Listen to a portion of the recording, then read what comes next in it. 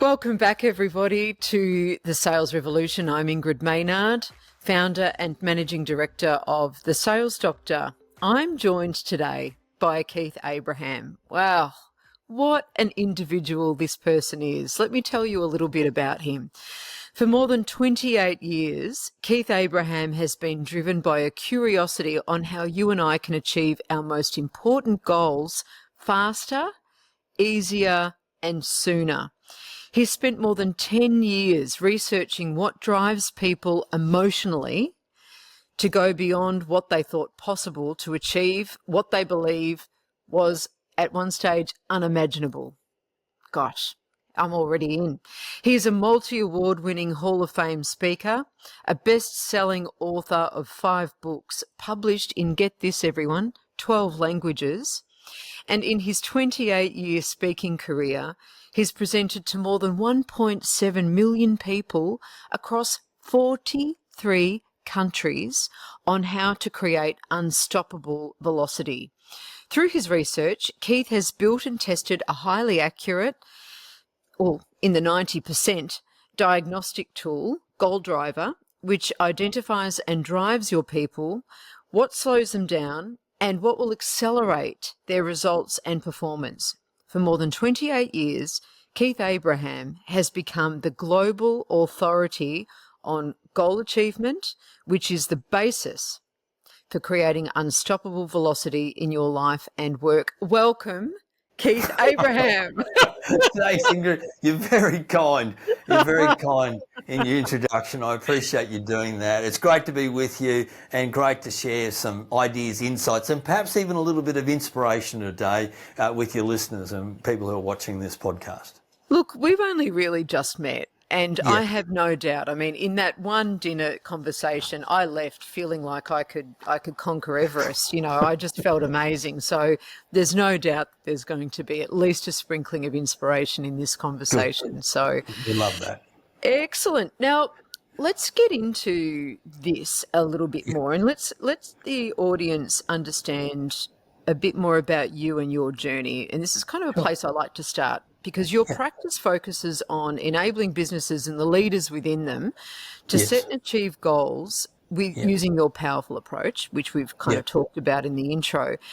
But before we get into that, I'd love for you, because I love your story, tell us where you started your career so that we can understand the pivotal moments that led you here. Well, look, I was average at school. I dropped out of school twice. You've got to be a special type of child to do that. But I got to the end of year 10 and I just went, I don't like school. I only go to school to play sport. I went and got a job. I went and worked with a guy called Klaus.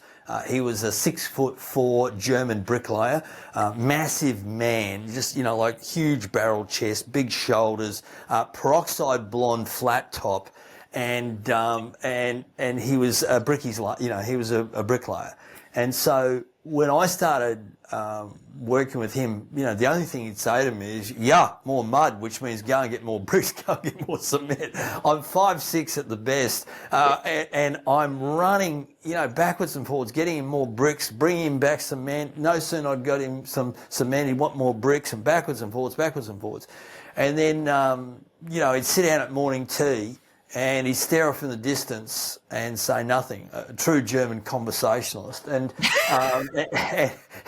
I don't know what he was thinking about, his mother's sauerkraut, I don't know.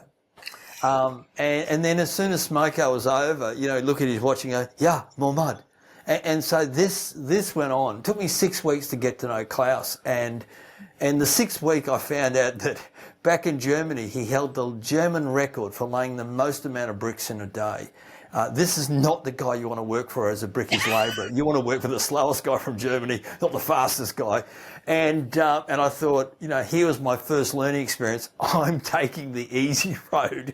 I went back to school. To school, repeated year 10, did year 11, got halfway through year 12. My mum come to me. She said, son, we'd like, we've got to have a conversation.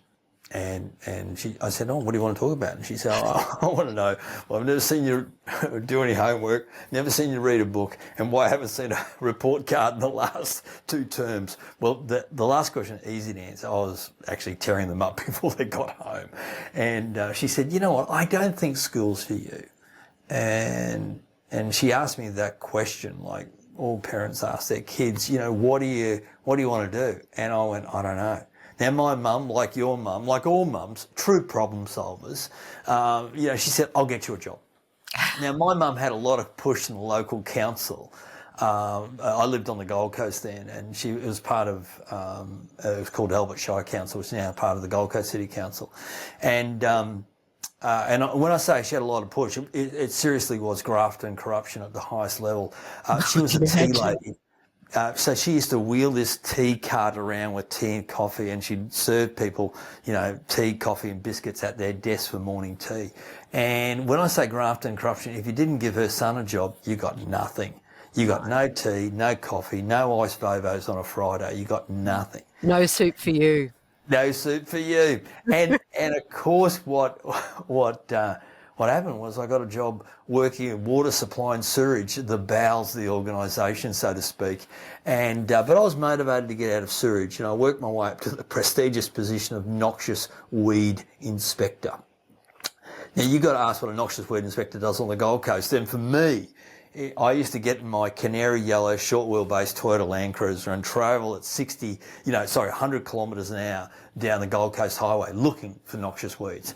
Didn't find too many, and I was absolutely, you know, hopeless at it. I'd sleep a couple of hours during the day like any good council worker, and anyway, so here's where it all gets interesting.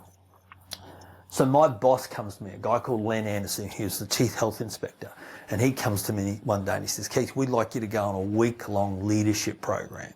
And I thought, he's got rocks in his head. I'm sleeping a couple of hours every day. I'm eating cream buns like it's going out of fashion. I'm sleeping, you know, the weeds are running rampant in my area. And he said, we want you to go on this leadership program. And immediately I thought, I don't want to do that. And then he said the magic words, you get a week off work with full pay. And I thought, maybe I am a leader. Maybe I'm a leader, I don't know it.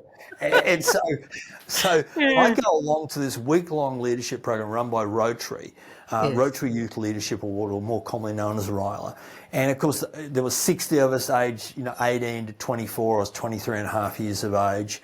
And they brought all these different speakers in and talked to us about managing our money and leadership and problem solving and work in teamwork. And the last day, a guy stood up and said, here's what we'd like you to do. We'd like you to grab a pen and paper. I go, I can do this. We'd like you to go and find a shady tree. I can definitely do this.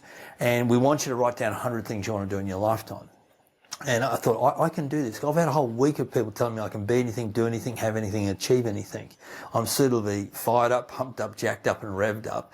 And I go, okay. So I went and found a shady tree, and I pre-numbered my page 1 to 100 because I was going to write down 100 things I want to do in my lifetime. And they gave us 90 minutes to do it. It was the longest 90 minutes of my life because I wrote down 6 things. And I thought, is that it? And the 7th thing I wrote down was finish this list. You know, I was looking for anything. And so it took me 6 weeks to get to 100. But that was the catalyst for me to sort of go, there's more to life. And this whole concept of goal setting, you know, really lit a fire, you know, under me that said, okay, let me get clear on some of the things I want to do. And as broad as that list was, it was the catalyst that got me into personal development. You know, I started reading, you know, first book I read was How to Win Friends and Influence People by Dale Carnegie. Why? Because I was a weed inspector. I was talking to weeds every day. I wasn't talking to people.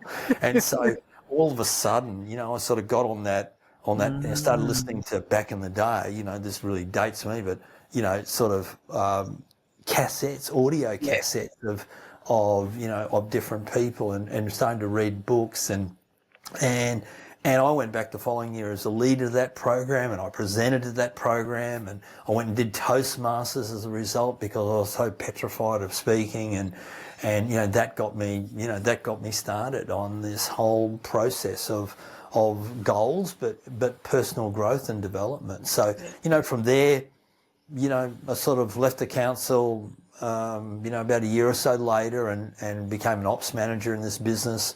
Not big. There was like 4 of us in this business, including me, but we grew it over the next 20 months to about 30 people, and then I made the move from the Gold Coast to Brisbane and ran a couple of donut stores and and I just did a video. I just did a video on this recently when I was in Madrid. I come past it was a Dunkin' Donuts store, and I just said, when I first left the Gold Coast for Brisbane, which is like an hour drive, like it was such out of my comfort zone, and I think one of the things, it's always out of your comfort zone when it's new, and that once again that got me on a different pathway. I then did that. Then I ran an organisation called Radio Rentals. I was a regional manager for them. Like 9 stores, 65 staff, 25,000 customers, about a $15 million budget.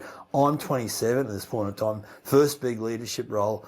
In essence, I've got no formal qualifications, but I was just this avid reader and just got on this development and just said, okay, how do I get better at this? And, from there, ran a youth leadership program for emerging leaders and organisations and worked for an organisation called Suncorp as a trainer for them. And then all of a sudden I got a couple of people approached me to do something at their conferences, and that was, 29 years ago now that I sort of left Suncorp and started my own show. And under the premise, Christine and I were married, but we didn't have kids. Under the premise, I said to Christine, I'm going to go and have a crack at this. And she said, well, let's do it. And I said, look, the worst thing that happens is I get a real job. Well, for 29 years, I haven't had to get a real job. Yeah. And that's and you've shared the front end of my story of where we've gone since then. Yeah, that's right. I mean, I always say success leaves clues, and some of the things that I've just, that resonate for me as I'm listening to this story of, which I loved hearing, was just that you were an avid reader, even though you hated school and you didn't really like school, and that was an anathema to you back then. But then there was this fire that was lit by that one opportunity of being part of being in that Rotary leadership program that set you on a quest for ongoing development that you sought out yourself as you went through your journey, and that's never really finished. And that really strikes me of a lifelong learner there. Look, it's just the one quote that I share with people is, if you don't invest time, energy and money in yourself, you're a poor judge of a good investment. And so I've just been, always, looked at how I just become better. And there's been a few quotes that have driven me through my business career. The first quote, which still resonates with me today, which I first got out of a book by a guy called Leo Iacocca, who was the head of the Chrysler Motor Corporation. And, the speed of the business is the speed of its leader and the speed of its leaders. And I've just always resonated with that. Like if my business is not going in the right direction, then I'm obviously not growing and changing enough, because every leader creates a vacuum, so as you grow, and what I'm saying is as you go to another level mentally, you then go there physically, but then you're creating this vacuum that brings your people along with it. Yeah. And so, like if your business is not growing, if your people are not growing, there's a fair chance that you're not growing, that you're not developing yourself, that you're not investing in yourself, you're not, reading the book or listening to the podcast, or you don't have a mentor, or you haven't humbled yourself enough to sort of look internally and go, I'm not great at this, so how do I fix it? Right. Yeah, absolutely. Yep, absolutely. So let's get on to goals more specifically now. When we think about goals, most of us understand them as being things that we want to achieve. Yeah. But why don't we start with your definition of what a goal is and the process of setting goals? Yeah. Well, so firstly, I think you always got to roll it back, because everybody Ingrid talks about goal setting. I don't give a flying fruitcake about goal setting. It's about goal achievement. So when we think about it, I've been just, curious and just obsessed about how do we get people, as you said, how do we get people to achieve their goals faster, easier, sooner? And that comes back to process. So whatever, like I can give you a definition of a goal, something that's specific, something that's important, that matters, that's going to make a difference to you and the people who mean the world to you, and that is specific and articulated in a way. But in essence, that's the clinical definition. What we've really got to land on is what will drive us to accomplish that goal. Everybody wants to be, have $1 million in the bank. Everybody wants to, be this person or achieve this or travel the world or whatever it might be. Yeah. Okay, that's great. But the real question here is not the goal, but how you want to feel. Lots of people talk about why. And to be perfectly honest with you, I think why is too hard. If for you to go and find your why, go and sit on the rock in the middle of a rainforest for 2 weeks to work it out without anybody around you. It's too hard and takes too long. Let me do this, Ingrid, because I think it's time to probably just explain a couple of things to people, because when you think about this, here's how I look at it. And by the way, I'm a simple creature, because when things are simple, they're duplicatable. You can scale simplicity. You cannot scale complexity. Love that. Love what you've just said there. Scale simplicity, not complexity. Yeah, you cannot scale. People overcomplicate things. So when I sit down and talk to people, here's what, and I call this the how formula, not the why formula, but the how formula. Yes. And the how formula is really simple. You go, how, start with how. Don't start with why, start with how. Start with how you want to feel. So the research that we've done, of the 135 different emotions you can experience as an adult, 64 of them are positive. Of the 64, they break down to what I call 8 goal drivers. People want to feel successful. Now, what does that mean? They want to feel successful, but they're driven by progress. Yep. People want to feel purposeful. Yes. They want to feel purposeful, but they're driven by legacy. Right. People want to feel inspired. Yes. But they're driven by impact. Right. People want to feel happy, and they're driven by joy. Right. People want to feel organised. Yes. But they're driven by control. Right. People want to feel respected, and they're driven by mastery, being the best at what they do. People want to feel confident, and they're driven by greater self-love. And people want to feel relaxed, which means they're driven by having things that are in their life that's effortless, so they feel like they're in flow. So what we say to people is pick an area of your life. It could be your career, it could be your health, it could be your relationships, and you go, okay, so let's pick health.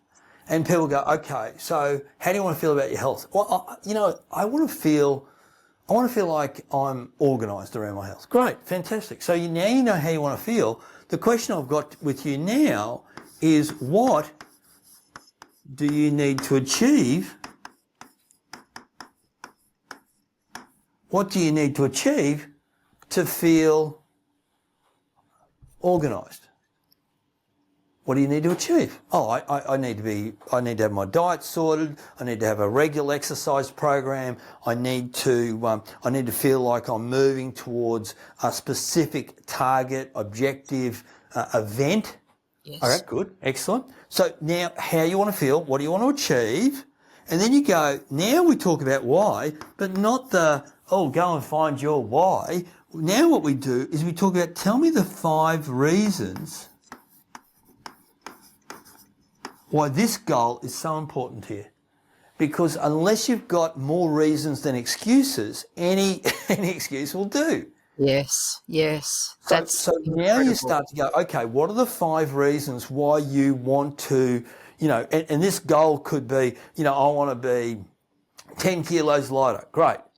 And we'll talk about the different variances of being specific about goals in a moment. But we go, okay, so I want to be 10 kilos lighter. I want to fit into that, blue suit in the back of my wardrobe, the black number there, whatever it might be, for this particular time frame or event. And because I want to feel organised, or I want to feel respected, or whatever the emotion is.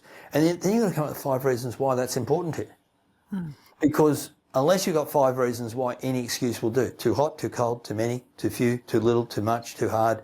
Oh, I've got the people coming around tonight for dinner. Okay, we'll go and do 2 extra exercise sessions so you can have the 4 pieces of cheese, the 5 beers and 2 glasses of wine. Right. Whatever it could be. And then what we do, now this is the one that most people never do. Then we ask the question of who. See, I reckon for about 10 years in my career, the great injustice I did to myself is I asked the question, how? Well, how would I do that? How would I lose that weight? How would I know what's the right thing to do? How would I do that? But really the question should be, who can help me do it? Right.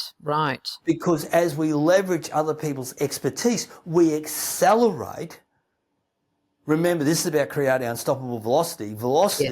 There are 6 elements to be able to accelerate velocity. Yes. But one of them is the expertise of getting someone else to say, okay, this is what you need to do. Or to go and find a PT. So, who can assist me?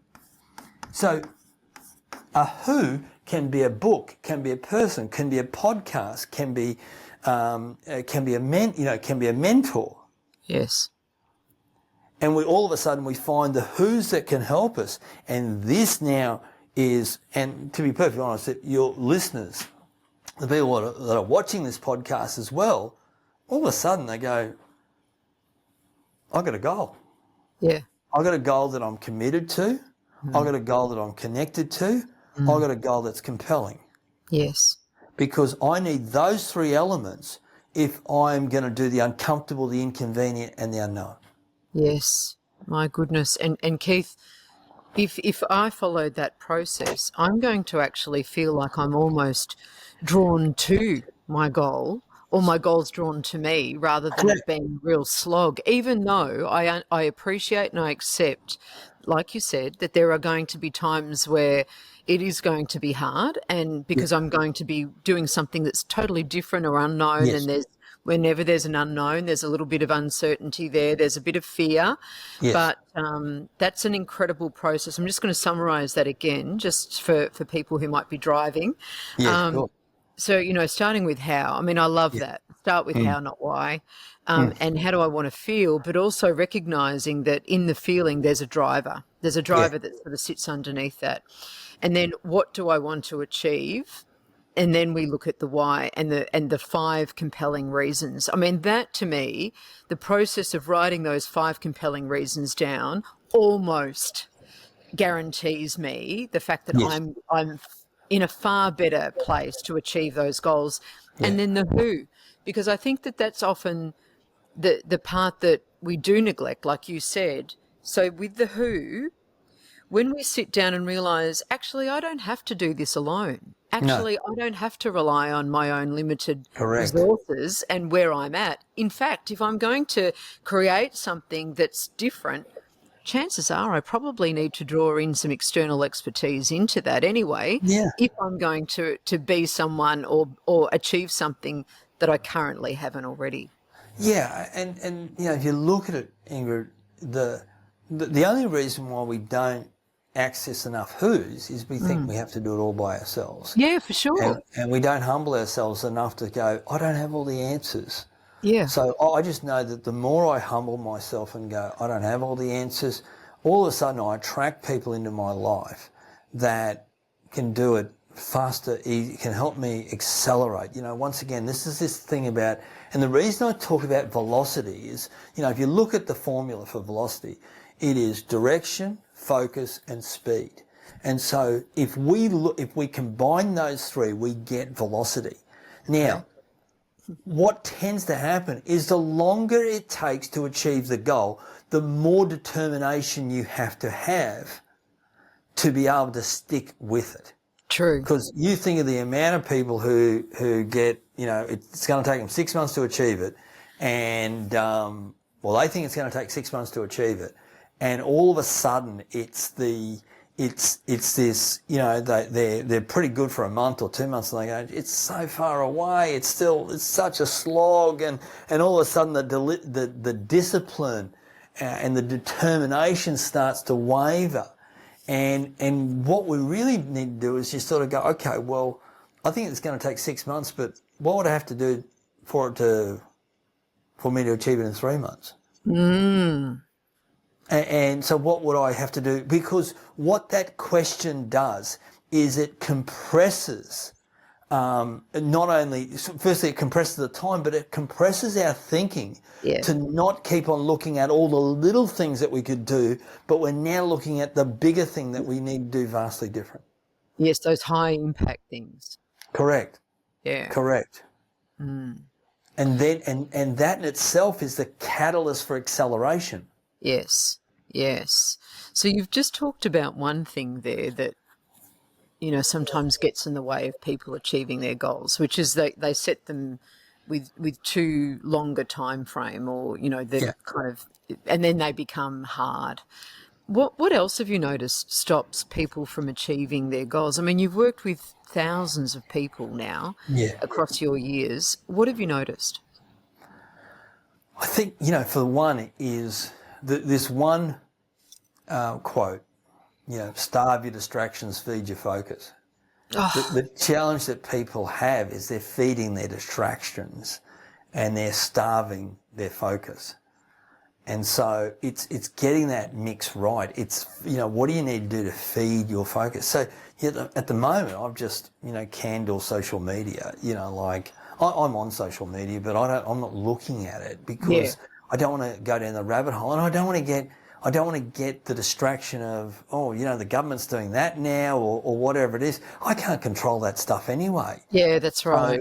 And the other thing I'd say is, and not to be too crass with your audience, is one ass, one horse. How many of us are trying to ride, I grew up around horses, let me tell you, you can ride one horse and you can lead one horse, but you cannot ride two horses at the same time. Yes. And so, but the majority of people are trying to spread themselves way too thin. Yes. And so, so the first thing is, if you're going to feed your focus, what do I need to do about that? Well, I read my goals every day. I work a process called threes. So I have, what are the 3 things I want to accomplish today, either personally or professionally? What are the 3 things I want to accomplish for the week? What are the 3 things that I want to achieve this month? What are the 3 things I want to do for the quarter? And so all of these 3 start lining up. Now, I could have 23 things to do today, like yesterday. Sure. I contacted, 21 clients yesterday, but that was one of my 3s. My 3s was, I'm going to contact this list of people today. Text message, phone calls, emails, but that was one of my 3s. Because as I feel like I'm ticking off my 3s, and if I've still got time to burn, I add another one to the list or whatever, but my 3s give me an intensity of focus rather than looking at a whole list of things I've got to do and holy guacamole, I've got to do everything. Yes. I'm coming back to, okay, I can manage 3. Yes. I can manage 3. And all of a sudden my 3s today line up with my 3s for the week. My 3s for the week line up from my 3s for the month. My 3s for the month line up with my 3s for the quarter. Yes, absolutely. And again, very much like, how we were talking about the high impact, that comes with condensing the time frame. Yes. I actually also think that if you said, okay, what are my 3? If I achieve nothing else except these 3 things today, it's going to be a great day. I'm making progress. Yeah, I'm making progress, and I'm crystallizing my focus, like you said. You're feeding your focus. And if I to a person, if I said to every person listening to your podcast right now, put a comment in the chat box, put your hand up if we're all in an audience. How many people here get frustrated if you don't like making progress? 100% of people putting their hand up. Yeah. So if that's the thing that is an aggravation for people and a frustration for people, then the thing that we have to do is we need to then sort of go, right, what could make progress for me? What could be a sense of progress? And of course, the threes help me do that. Yes. Yes. Love that. Love that. Now let's get into what you've identified. You know how you said you've identified the feelings and so forth. Yes. You've actually identified through your methodology some goal setting personas. So tell us about your approach to goal setting. And I mean, you've kind of talked about the how, the why, that 4-step process there. Yes. But let's look at the relationship that these personas have to successful goal actualization. Okay. So when we look at, how people want to feel, all of a sudden it's like if we talk about the person who's driven by feeling successful, we know that person is very much around, they're an achiever, they're looking for progress, they're looking to move forward. And the part of the diagnostic, so when people do the diagnostic, it takes about 5 to 7 minutes to do it. They can, if they go to mygoaldriver.com, they can do a free version of it. We'll put that in the show notes as well. Yes, yeah. Wonderful. And so, when people start to then go, okay, what is it? What is it that's sort of that's driving them? All of a sudden, they start to see some of the qualities and the characteristics. And of course, what we've been able to articulate with the diagnostic tool is what comes off the back end of it is, if you pay the paid version, is a 28-page report, which tells you what your avatar is around each one of those. But it also then starts to talk to you about what slows you down, what speeds you up, what do you need to stop doing, what do you need to start doing, and what's the best habits for you, what's the best mindset for you. It also then talks a little bit about what's the best type of goals for you for that particular individual. And obviously they're different. But the one revelation out of this, Ingrid, was how each of us like to be coached and mentored. Right. See, most leaders mentor people how they like to be mentored, and yet what we've realised is each one of those GoalDriver avatars actually prefer to be mentored a specific way, and so that's been a real revelation around that. And so I think when I start digging into people's sort of diagnostics and what sort of really brings them alive, it's so very this is the whole variation from people. And people often say to me, "Oh, Keith, is this a is this a personality profile?" No. This is emotional drivers, and to my understanding, there's not another emotional diagnostic in the marketplace. We have personalities like DISC and Myers-Briggs. We have teams which are around insights and things like that. And you mentioned before that the diagnostic is really accurate. Well,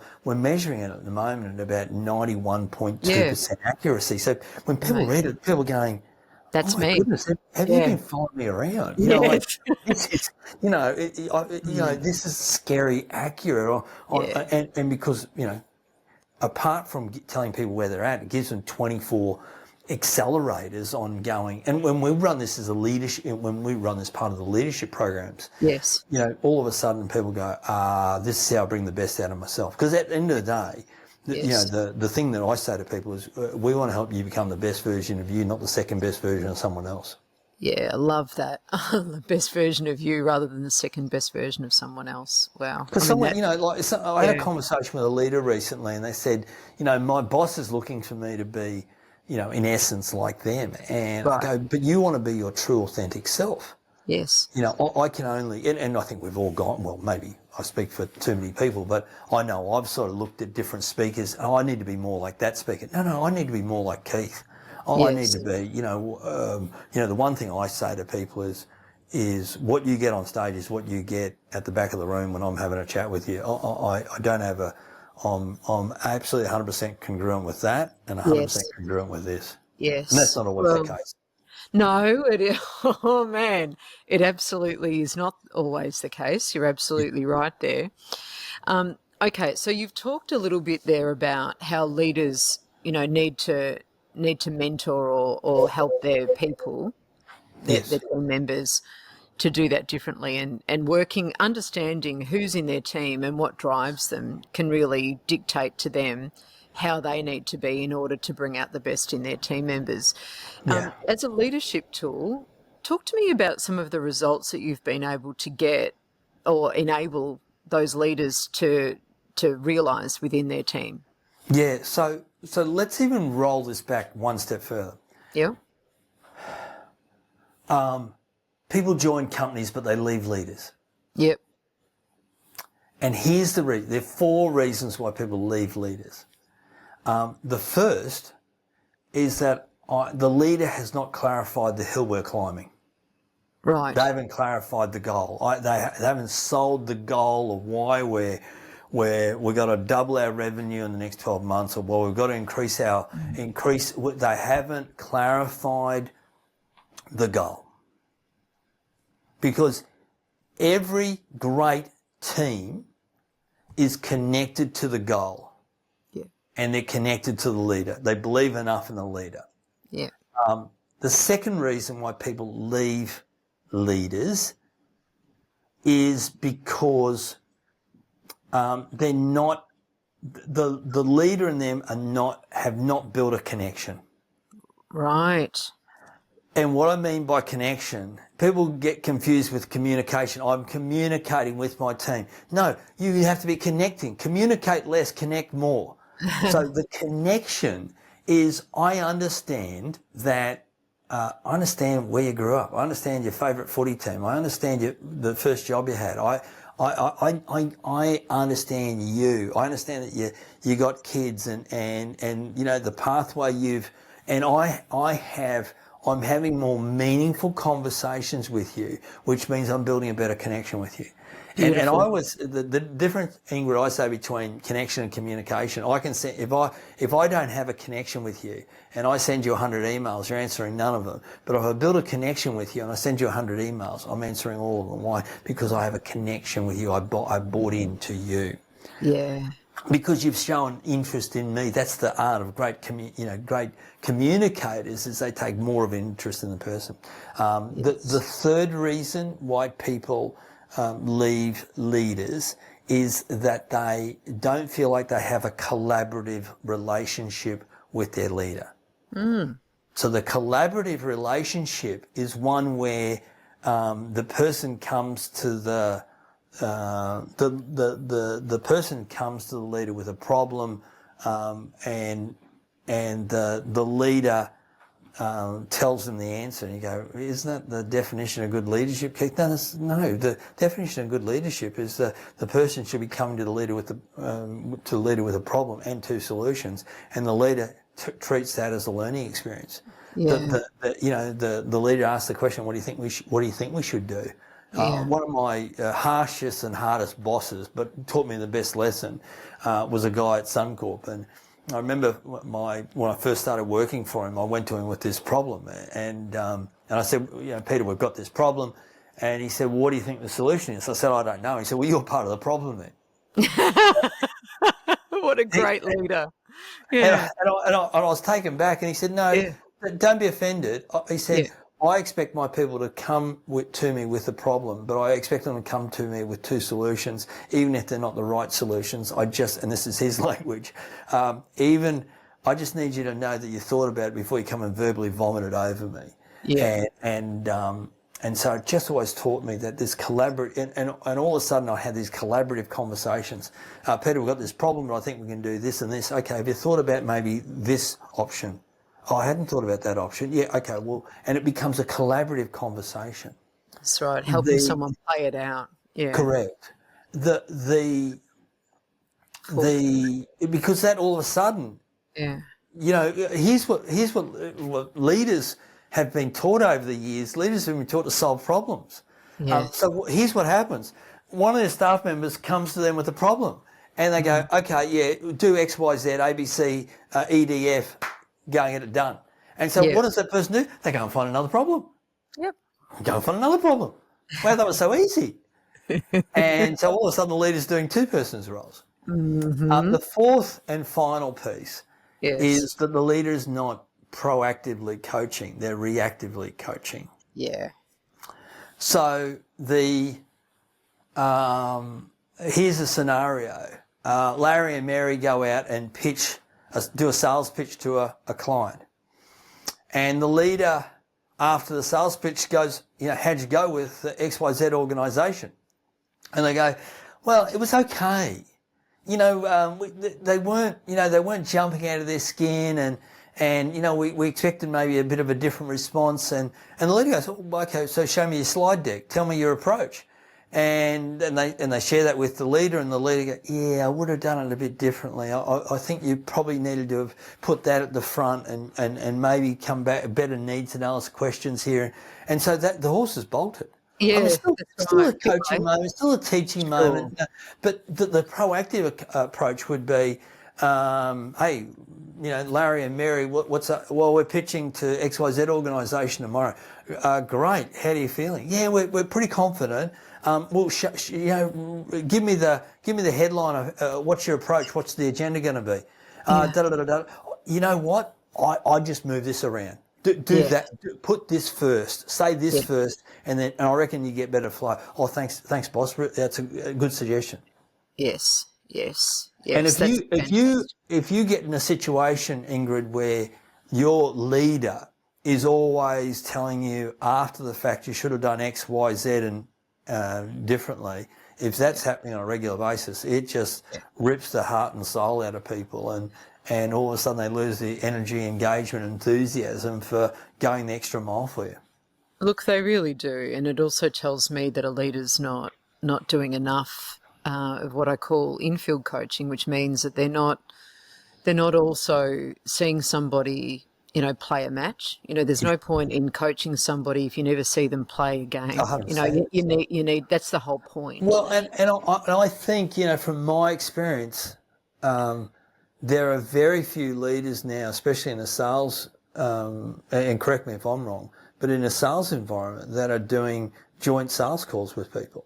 Yeah. Well, that's what I call in-field coaching. You're spot on. Yeah. So very few people are doing that. Like I remember for myself when I was teaching, life insurance agents, and they called life insurance agents, 30 plus years ago. Yeah.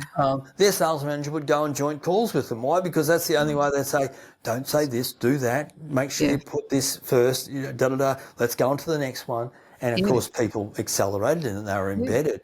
Now, sales leaders are just stuck looking at data and crunching numbers and are so far removed from the field, it's not funny.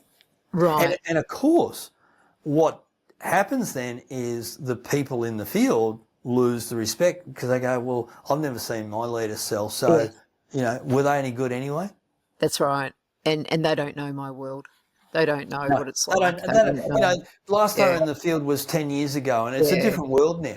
Yeah, that's exactly right. I mean, 6 months can be, a vastly different market sometimes. Yeah, exactly. So 4 reasons that people leave leaders is no clear goal. Yes. There's no connection, real connection. There's no collaborative relationship, and they're not coaching proactively, which we've talked about there. Keith, I want to just sort of wrap up with one of the activities that you were taught in that early leadership program where your 7th goal was to finish the list, But I want to come back to something that you take executives through, and that is the 100 goals to achieve in this lifetime. Yeah. I mean, I think that's extraordinary. And when you first mentioned that to me, I felt challenged by it because I thought, I mean, that's a reality check. Would I even have 100 goals? Like, it would take me 6 weeks to complete that. So can you just sort of talk us through what it is that makes it so powerful for people that undertake it? Yeah, so let me just set the scene a little bit about this. Firstly, why do I do it in a leadership program? So I just did a leadership kickoff program. It's a 6-month leadership program in Europe. Started in Madrid. 21 leaders from 15 different countries. The first day is about their personal goals. The whole day is just, and people go, well, why wouldn't you just be talking about leadership? Because here's my philosophy around it, and you either buy this philosophy or I'm not the right person for your program. Yeah. But my belief is that if I feel good about who I am, what I do, how I do it personally, I turn up to work a hell of a lot better. I can be absolutely killing it at work and my life can still be pretty crappy. Yeah, that's true. I mean, you see it all the time. Yeah, it only goes one way. If you've got your life. So one of the things I say to people is you've got to lead yourself first before you lead your people, Yes. before you lead your business, before you lead your customers, before you lead your market. Yes. It has to start with you first. Yes. And so one of the things that we do for people is the majority of adults have stopped dreaming. They've lost their passion for it. And so the thing around 100 goals is about reconnecting with your passion. Now, what we do know, Ingrid, is passion fits into two categories.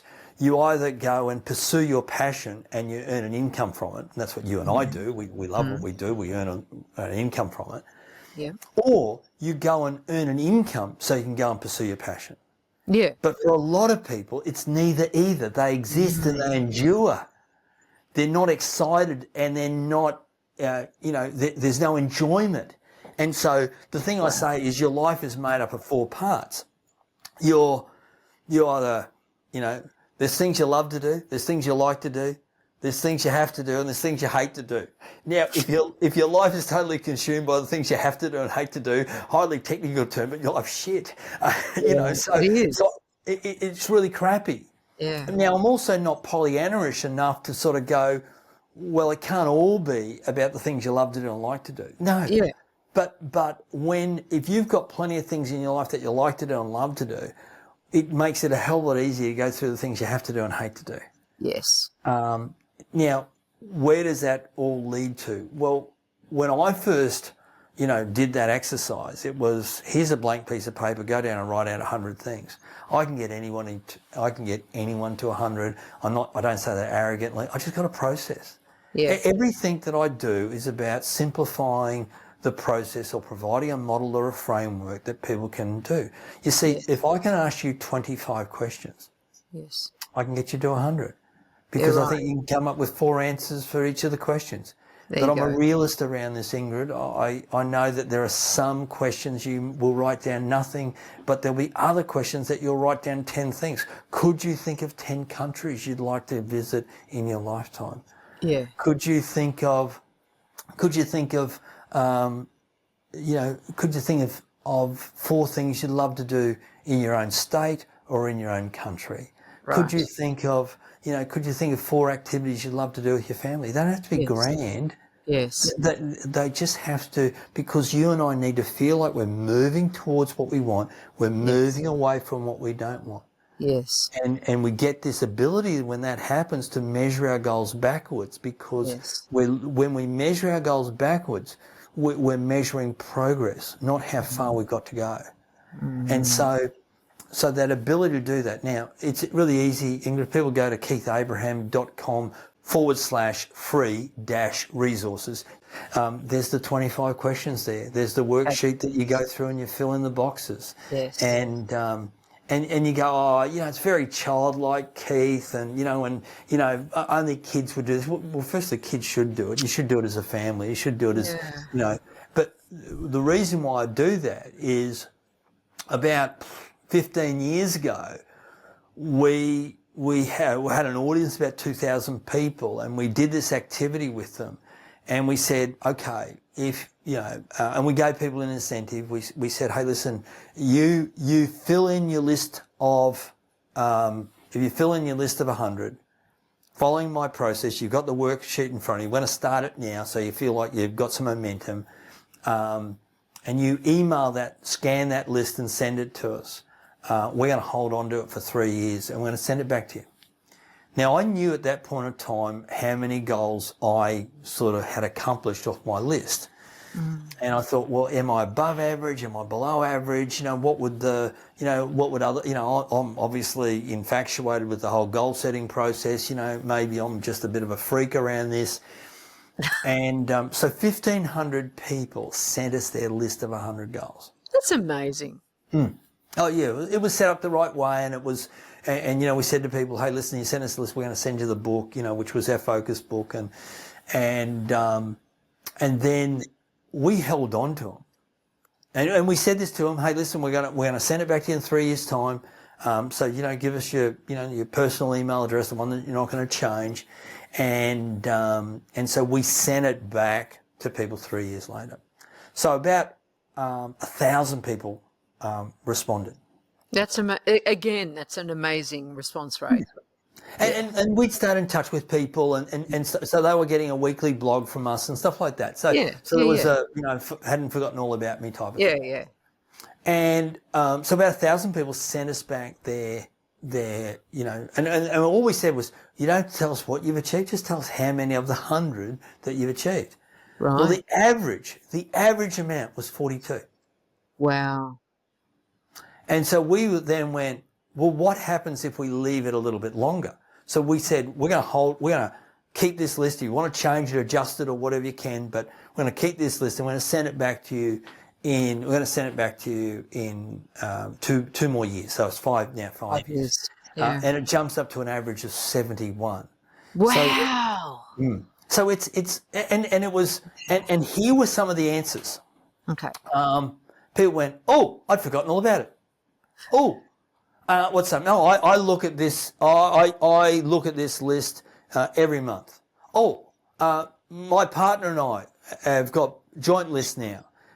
So and then people started sharing. Oh, I built a barbecue in the backyard. I built a veggie patch. I bought my first house. I found the love of my life. And there was these things that were grandiose. I left my job and I'm now traveling the world as a food blogger. There was these grandiose goals and very, very simple ones.